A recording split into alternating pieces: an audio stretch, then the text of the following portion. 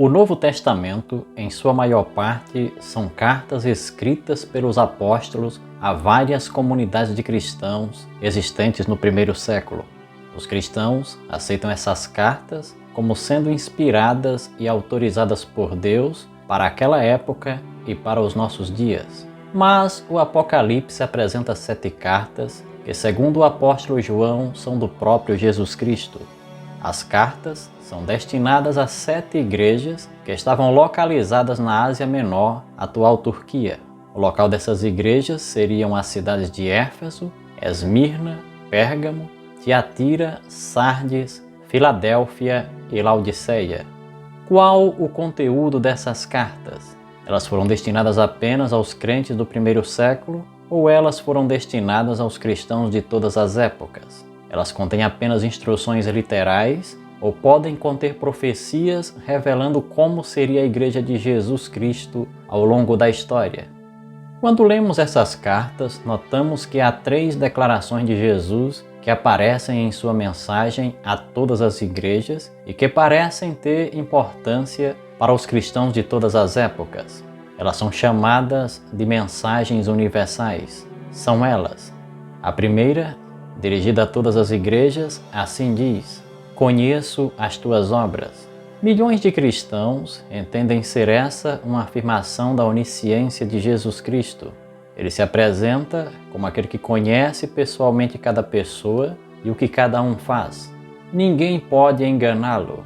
Jesus faz questão de lembrar todas as igrejas que ele conhece suas obras. A segunda mensagem, presente em todas as cartas, assim diz: ao vencedor. Nessas cartas, Jesus faz 7 promessas a quem vencer.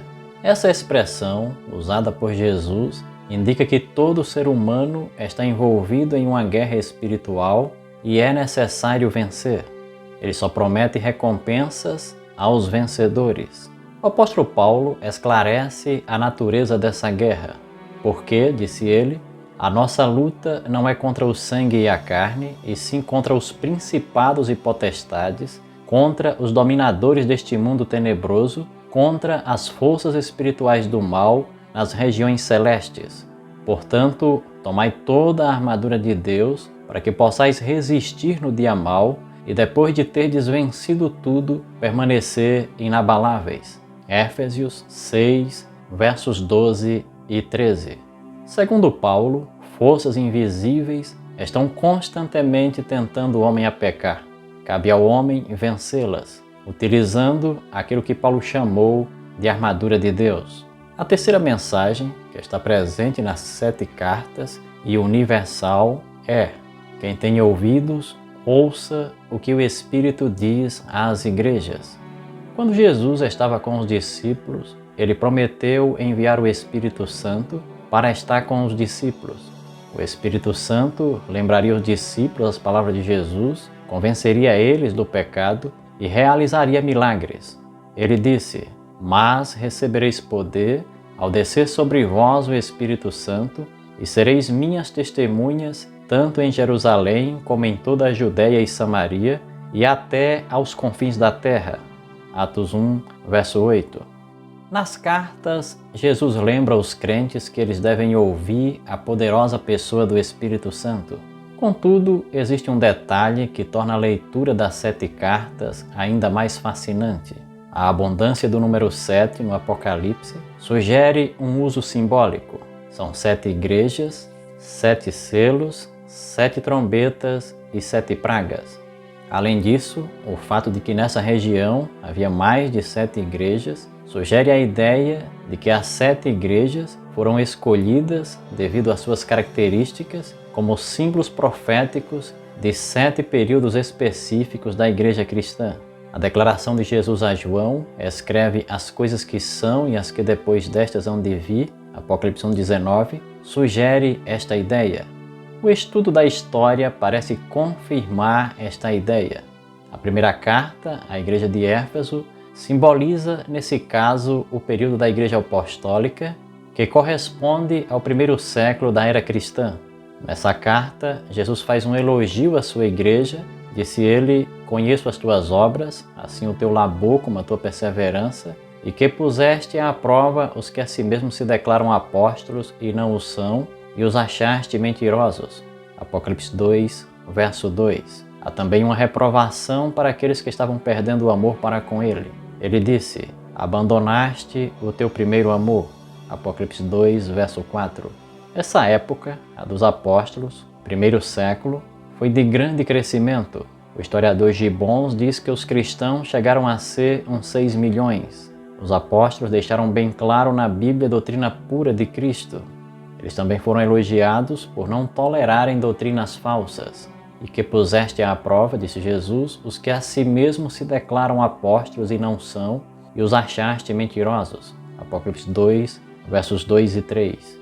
A segunda carta foi enviada a Esmirna e compreende o período que vai do ano 100 até o ano 313. Este período foi de horrendas perseguições do Império Romano contra os cristãos. Para esses fiéis não há reprovação.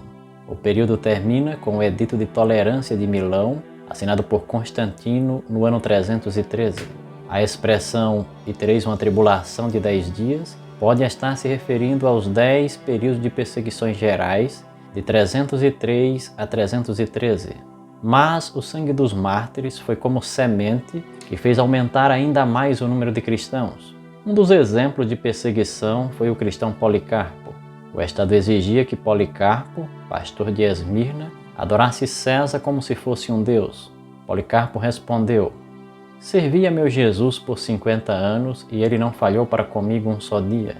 Como poderia traí-lo agora? A história nos diz que Policarpo foi queimado vivo na encosta do Monte Pagos no ano 168. A terceira carta foi enviada a Pérgamo e compreende o período que vai do ano 313 até o ano 538. Muitos veem esse período como o momento em que a igreja cristã fez alianças com o mundo pagão e permitiu que práticas pagãs fossem cristianizadas. Satanás viu que não poderia acabar com a igreja através da perseguição e resolveu introduzir no cristianismo pagãos meio convertidos. Aos que permaneceram fiéis durante esse período, Jesus dirige um elogio. Conservas o meu nome, disse ele, e não negaste a minha fé. Apocalipse 2, verso 13. Contudo, ele tem uma reprovação. Ele disse: e tens aí os que sustentam a doutrina de Balaão, sustentam a doutrina dos nicolaítas, portanto, arrepende-te. Apocalipse 2, versos 14 a 16. No ano 313, o imperador Constantino assinou o Edito de Tolerância, em Milão, dando liberdade de culto aos cristãos, e pouco depois se disse convertido, despertando a natural gratidão e admiração da igreja perseguida. O imperador, porém, continuou sendo o pontífice máximo do paganismo, intrometendo-se em assuntos eclesiásticos e exercendo sua influência. Por exemplo, no dia 7 de março de 321, ditou a primeira lei tornando obrigatória a observância do dia em que os pagãos adoravam o sol, o domingo, prática que se infiltrou na igreja no lugar do sábado bíblico. A quarta carta foi enviada a Tiatira e compreende o período que vai do ano 538 até o ano 1517. Se faz um elogio aos fiéis. Conheço as tuas obras, o teu amor, a tua fé, o teu serviço e a tua perseverança. Apocalipse 2, verso 19. Contudo, a figura de Jezabel, mulher que introduziu a idolatria em Israel nos dias do rei Acabe, é usada para simbolizar esse período vivido pela igreja. Disse Jesus que essa mulher, Jezabel, não somente ensine, mas ainda seduza os meus servos a praticarem prostituição e a comerem coisas sacrificadas aos ídolos. Apocalipse 2, verso 19.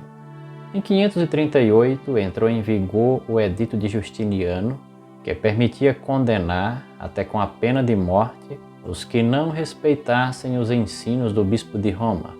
A igreja cristã, paganizada, tornou-se a religião oficial do império.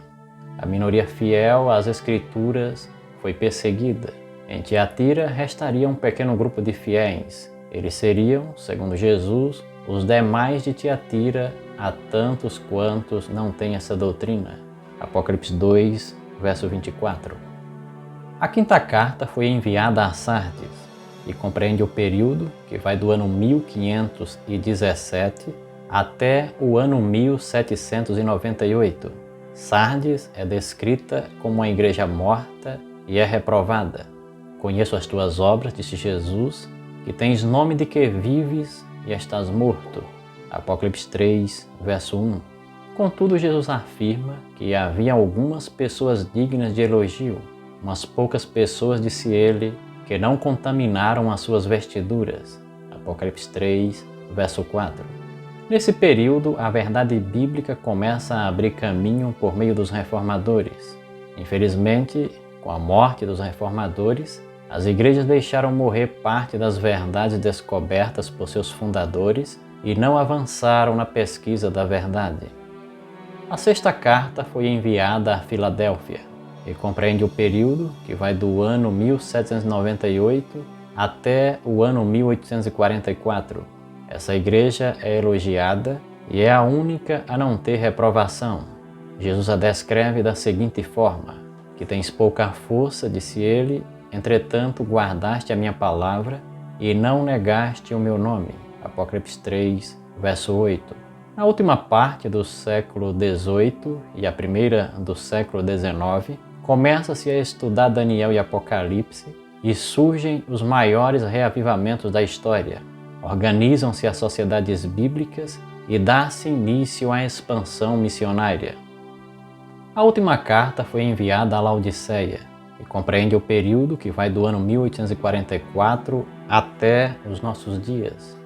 Muitos creem Laodiceia simbolizar a era presente. Para Laodiceia não há elogio e sim uma reprovação. Nem és frio nem quente, disse Jesus, porque és morno, estou a ponto de vomitar-te da minha boca.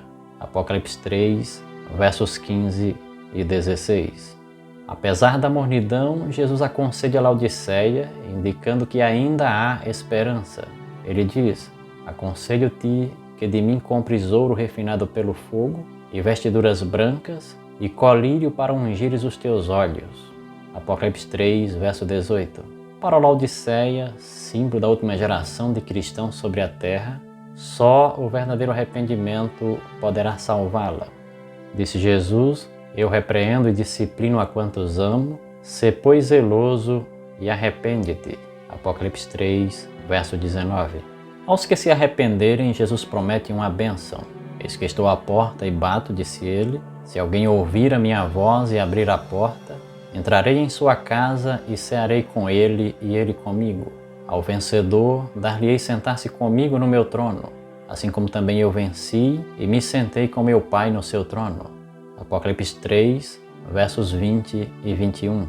Apesar da triste condição de Laodiceia, Deus continua a amá-la. Não tolera seus erros, mas lhe dirige os conselhos mais comovedores e, inclusive, lhe faz o mais terno oferecimento.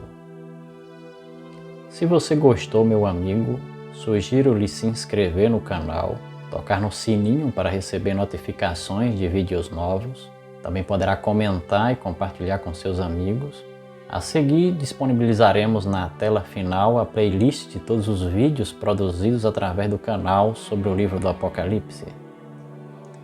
Finalizamos dizendo: que o Senhor te abençoe e te guarde, que o Senhor faça resplandecer o seu rosto sobre ti e tenha misericórdia de ti, que o Senhor sobre ti levante o seu rosto e te dê a paz.